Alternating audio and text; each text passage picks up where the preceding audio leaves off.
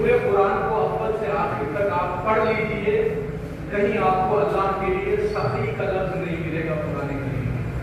سخی ہونا ایک اچھی صفت ہے، لیکن سخی وہ ہوتا ہے جو مانگنے کے بعد عطا کرتا ہے، اسے سخی، وہ بھی بہت اچھی بات ہے کہ آپ کسی کو خالی نہیں لوٹاتے ہیں، عطا کرتے ہیں، تو وہ بھی اچھی صفت ہے، بہت اچھی صفت ہے، لیکن اللہ مانگنے کا انتظار نہیں کرتا ہے، وہ تو ایسا عطا کرنے والا ہے کہ ابھی ہم نے شکم ماتم میں قدم رکھا اور اس نے عطا کا سلسلہ شروع کر دیا،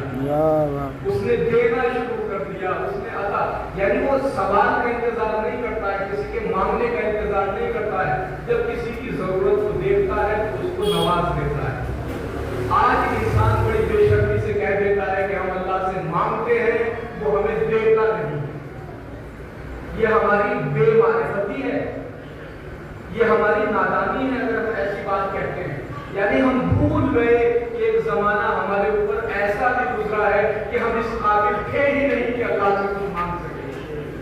ہمیں تو اپنی ضرورتوں کا بھی پتہ نہیں تھا، ہم تو یہ بھی نہیں جانتے تھے ہمارے لیے کیا ضروری ہے، کیا لازم ہے، یہ تو اللہ ہے جس نے اس سے پہلے کہ ہم کائنات میں قدم رکھے ہماری ضرورتوں کو پہلے ہی پورا فرما دیا ہے۔ کہ سلوات پڑھ لیجیے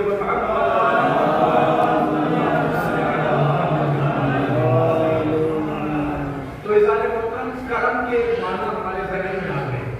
کرم یعنی سوال کرنے سے پہلے، مانگنے سے پہلے عطا کر دینا،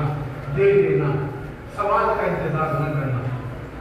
حدیث میں اور بھی کرم کے معنی بیان کیے گئے، ارشاد ہوتا ہے ایثار العرض علی المال،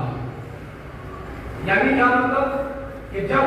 مال اور آبرو میں ٹکراؤ ہونے لگے، جب عزت اور مال میں ٹکراؤ ہونے لگے تو مال کو قربان کر کے اپنی عزت کو بچا لینا، یہ بھی کرم ہے۔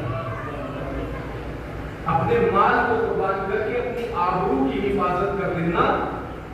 یہ بھی کرم ہے۔ عزیزو، یہ باتیں بڑی اہم اور بلند باتیں ہیں،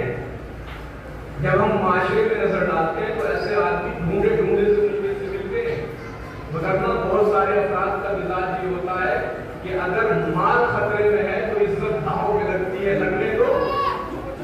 مال نہیں بچنا چاہیے۔ مثال تو مشہور ہے کہ مال جان